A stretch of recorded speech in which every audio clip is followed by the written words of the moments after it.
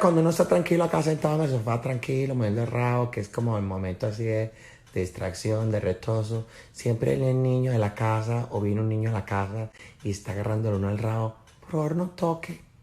Por favor, mire y no toque.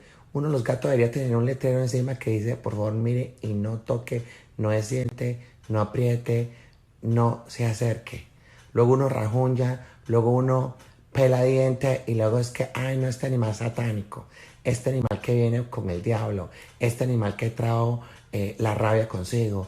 No piensan en que uno está tranquilo, con la barriga llena y uno quiere descansar, retosar. Dejen vivir.